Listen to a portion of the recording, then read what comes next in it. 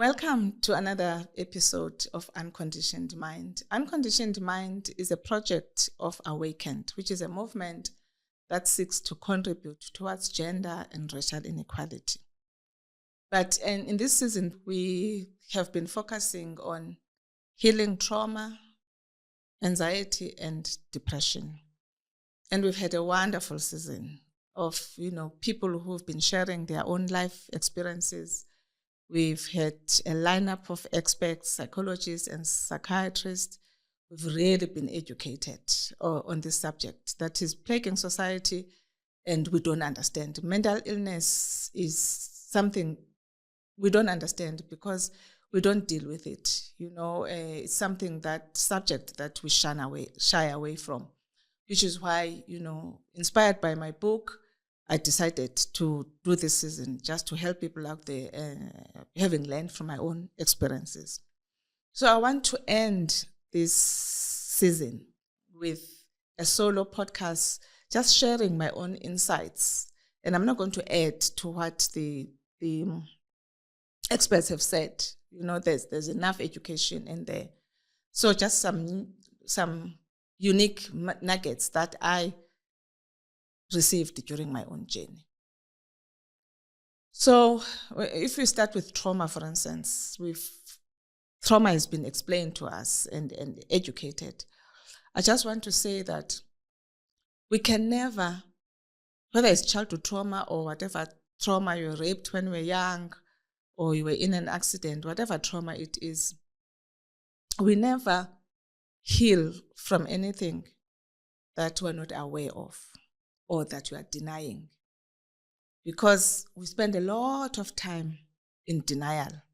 You've got to come to a place of acknowledging that you have trauma. And how to come to that place is when you recognize those strange behaviors that you have, your strange reactions, and how you respond to certain situations. At some point, when you've gone through this over and over again, you've got to come to a place of realizing something is wrong. Why am I always fighting with people? Why are my relationships not working at work, at home, love relationships? Why am I always in a crisis? For instance, I've just lost my job again, I've been fired again, or I've just fought with my partners again and lost my business. At some point, you have to say, I'm the common thread here, and that's when then you start to acknowledge that something is wrong. Only then can you start your healing journey. So what actually happens is that from the trauma, whether it's childhood trauma or whatever the trauma is, we develop a negative self-image, which leads to limiting beliefs. We may start to have this image of, I'm not lovable, I'm not loved, I'm not appreciated, I'm not beautiful, I'm not smart, I'm not as smart as other people, not as successful as other people. And the reason is the image that comes from the trauma itself. And I always want to, I use in my book an analogy of a tree because nature really teaches us a lot of things. And I explained there that I see, for instance, the trauma itself as the roots. Roots are under the ground. You cannot see them, but they are very powerful. They power the whole tree. Out of the roots, everything grows. The stem, the branches, the leaves grow from there. So the trauma, that negative self-image is coming from that trauma. I see the stem, for instance, is out of the trauma you develop core beliefs. And there are 3 of these core beliefs that I identified. It's a core belief of unworthiness. It's a core belief of smallness. And a core belief of lack. It's fear for survival. So from the worthiness, you always feel like you are not worthy. You start to self-sabotage because you don't believe you are worthy of love, and therefore you sabotage love relationships. You believe you're not worthy of wealth and success, So any opportunity that is going to lead you to that success, you sabotage it. That's why you get fired from the job, you fight with your partners and lose your business. It's that whole thing of worthiness. And then the core belief of smallness. Remember, you have this negative self-image of yourself. So you always think small. You never think you are capable of bigger things. So all your choices and decisions in life are just small because you believe you're small. I'm not like so-and-so who is achieving these big things. I'm small. So it's a core belief. And then the belief of lack, core belief of lack. You just create lack. Because remember, it's a core belief. It's creating your reality. It's creating your life experiences. Because you've got this deep belief in lack, you're always creating lack in your life. Lack is always visiting you because it is a core belief. Then the branches, for instance, is what is mostly visible. It's what we see. Branches are things like fear, anger, rejection, envy, competition, always resulting in depression and anxiety. So that's what is most visible to us. So that's what we're always dealing with. We're always dealing with the branches, right? And you wonder why you going through the same problems over and over again, and you never really overcome your anger or your fear, for instance. It is because as long as you're not dealing with the root, which is the trauma itself, healing that home, as long as you're not dealing with the stem, which is those core beliefs that are creating the reality that we're experiencing, we are going to be in that cycle over and over and over again. So that's when we need to grow, right? We need to go through the healing process, although it may be difficult. So remember, you've got this negative self-image. So now as you heal, as you deal with, releasing yourself from those core beliefs, you've got to create a new positive self-image. Start affirming new positive and empowering beliefs. As you let go over these beliefs, you have to replace them with something, right? And again, I want to say that how you start that healing journey is when you get tired of going through the same problems over and over again. And that's when, you come to that place of admitting that there's something wrong and to start that healing journey. And I want to say that don't ignore small, it may not be a major crisis, that may be a life crisis. Just fighting with your colleague, for instance, don't let that pass. There are lessons there to be learned because that's what we do. Small conflicts, it's over and you go on with life and you miss those opportunities of learning and growing and healing some things, because when you ask that thing, why did I respond like this? Why did I react like this? That is starting asking the right questions that would lead to you opening up to those wounds that you've covered that you need to heal, or those areas of growth that you need. And I just want to move now to depression and anxiety. A lot has been said about depression and anxiety. I just want to say what I realized was that we don't get into depression and anxiety out of the blue overnight. It is because you've had an extended time of worrying about something. You may not even be aware that you've been worrying about something. Those unconscious things that are happening at the back of your mind.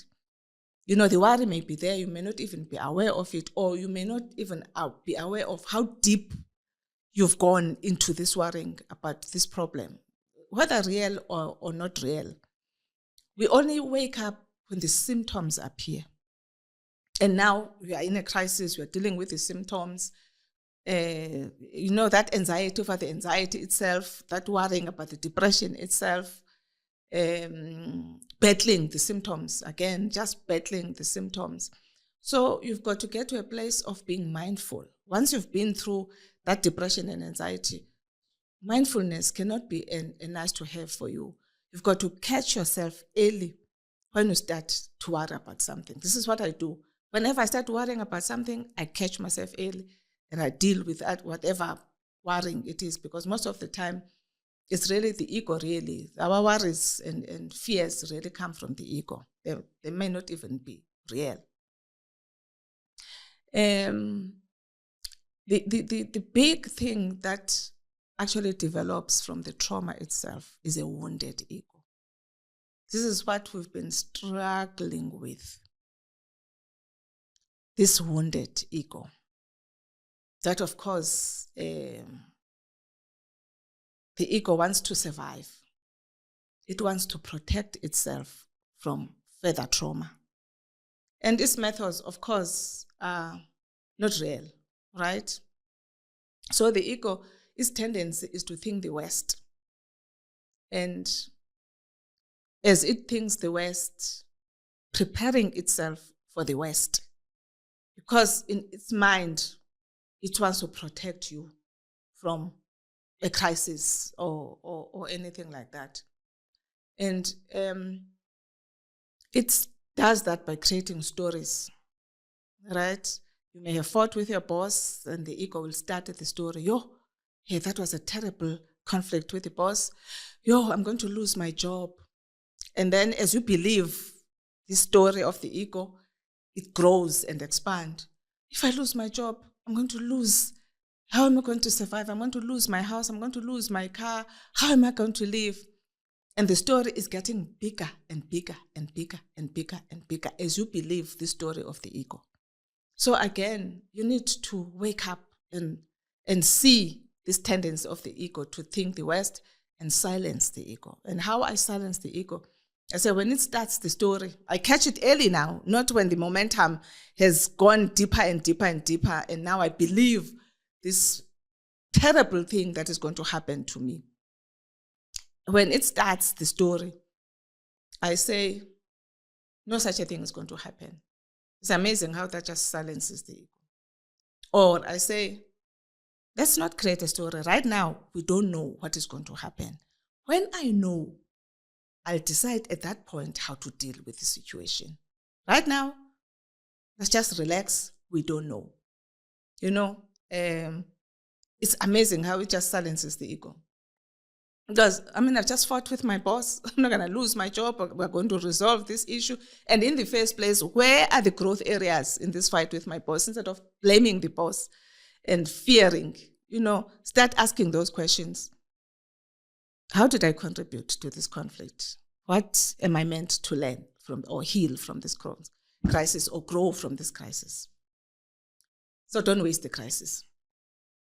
The other thing that I observed about this wounded ego is that I used to feel so helpless against the ego because it makes such a loud noise that was difficult to ignore. So when you are in that wallowing in that thing, I'm going to lose my job, I'm going to lose my house, you are so deep in that thing, it's so loud that you feel so helpless. You don't know.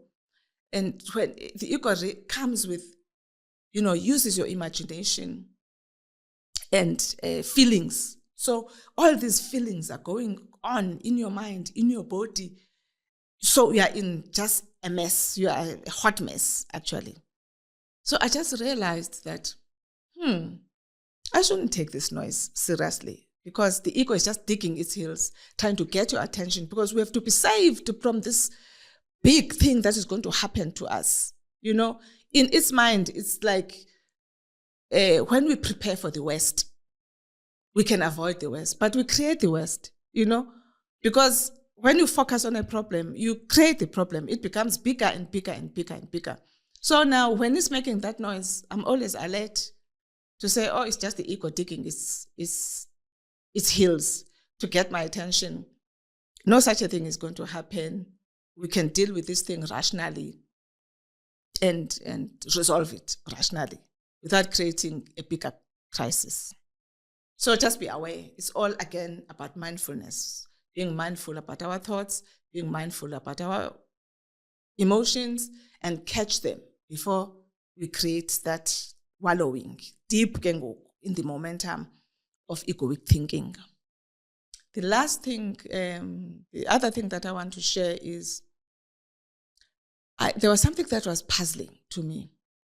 That when I know that I've dealt with the issue, I've healed from this, I still saw the same pattern of behavior, fighting with people, having fears and anxieties. And then I realized, no, it's not that I'm not healed. It's just a force of habit. I'm used to feeling like this. I'll make examples, for instance. I used to worry whenever I was going to travel. Just a simple trip to Cape Town, not even an overseas trip. I would start being anxious, worrying, until I realized this is just a habit I'm used to, because I lived in a heightened state of survival. When you are in the grip of the ego and when you are not healed of your traumas, you are always in a heightened state of survival. So it's just that, that fear, that anxiety about travel. And I realized it's just a habit. I mean, I've got nothing to fear. I'm just going to Cape Town. And it just stopped. It really just stopped. The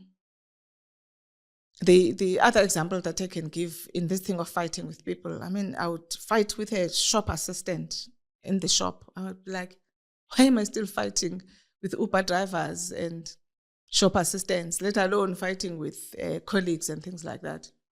And then I realized that it's a habit. Remember, in terms of that negative self-image, you are always triggered to protect yourself. So when someone is treating you badly, you get triggered to protect yourself, defend yourself, because you want to be loved, to be appreciated, to be treated with respect. So just become aware. It's just a habit now, and you no longer that person, who's rejected and not appreciated. You know who you are now. You've healed that. So when you get into a conflict situation, you are mindful again to resolve the issue rationally. Ignore a shop assistant who is ignoring you or treating you badly. I mean, it's just a few minutes, you'll be out of that shop. So identify in your own life those habitual behaviors and reactions that are there in your system. Remember that you are rewiring your brain. You used to react in a certain way, and the ego is primed to react in that way. Just you are rewiring your brain now as you heal, as you grow, as you wake up. Just be aware. Identify those. I've given you examples so that you can identify those in your own life. The last point I want to make around the ego is what I realized is that we've created this egoic mind out of the trauma, and just life on earth is hard. It's difficult. We are so focused on survival here on earth that we develop this egoic mind that is meant to keep us safe, that is meant to protect us and defend us, which I've just described. And but you are a conscious person with a conscious mind, that center of intelligence within yourself. I found that conscious mind is always there, accessible to me. And it thinks rationally and is able to make right judgments about the situation. That fight with the boss is able to make rational judgments that this is just a fight with my boss and we can resolve this. And anyway, how did I contribute to it? That's your rational mind. And you can access it. So you've got to be mindful, where are you in your mind? Are you in your egoic mind or are you in your conscious mind, your right mind? And you know that by how you feel. what you're saying, your thoughts, your emotions. You can identify when you are in your egoic mind. And when you are there, just know that you can shift to the conscious mind, your place of real safety. Because the ego is just a false self. And its methods are never helpful anyway. By now you know that its methods are not helpful. You can easily shift, silence the ego and shift to your conscious mind, your center of intelligence and rationality. And there you make the right decisions and the right choices. So again, mindfulness is not a nice to have for us. We just have to practice mindfulness. And lastly, I just want to talk about healing, the insights I received, in my healing journey. And again, the experts have really dealt a lot with healing. I just want to say, for me, the journey of healing, it starts with faith. You cannot embark on a journey of healing without faith. And what faith does, it opens you to receive spiritual guidance, right? Or to access a miracle of healing. Without faith, there can be no miracle of healing, or you can't access that guidance that I've shared about. All the insights that I've shared, come from that spiritual guidance. So faith is important. And you've got to have some spiritual practice, whether it's prayer or meditation or even physical exercise. I found physical exercise to be very helpful. And of course, breathing exercises. There's a lot on the internet around breathing exercises. I'm not going to spend much time on that. You can Google that. But I just want to share this one breathing exercise that I found really, really helpful. And I'll demonstrate it to you. So it goes like this.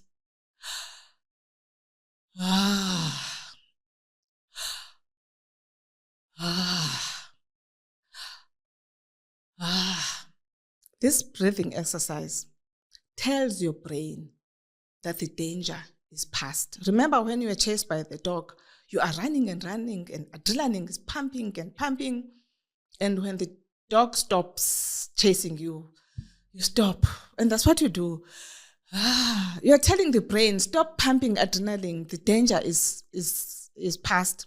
Remember, these dangers were illusions of the ego anyway. There was no real danger. There was no lion chasing you. You actually know that as you're battling anxiety, you know that ayikho yonke lento siyoyikayo apha, but the anxiety is taking you over, right? So you have to train the brain again. When you do those breathing exercises, the brain receives new wiring. Oh, there's no danger. The danger has passed. But it just centers you, brings you to that place of relaxing and peace. That's what this breathing exercise does. Do it constantly, from time to time, just continue to do it. And the last thing I want to share is tapping. Again, tapping is available. There's a lot about tapping on the internet. But what I found tapping to be helpful, it's very good at clearing blocked energies. Because out of the anxiety, the trauma, you've got such trapped energies in your cellular body, in your mind. Tapping helps with clearing those blocked energies, because energies have to get out of your system. Those are the modalities that I've used to clear my system. And I just wish you well as you continue with your healing journey. And I just want to say to people, we do not want to embark on a healing journey because the wounds are so painful and they are so deep and embedded that we're afraid to open those wounds. So we've got to have the courage to open the wounds. And the journey of healing is not a short distance. It's a long journey. It's, comes with levels and levels and levels, peeling that onion. Don't get tired of peeling the onion, because as you heal, every layer of onion that you remove, you find a new place of peace and freedom in that area, giving you the power to get to the next layer of an onion until you come to that place of experiencing more peace, more joy, more love, more freedom. I wish you all the best as you embark on this journey. As we say at Awakened, you need to wake up. Because when we find our authentic self, we start to operate and function from our authentic power. All the best.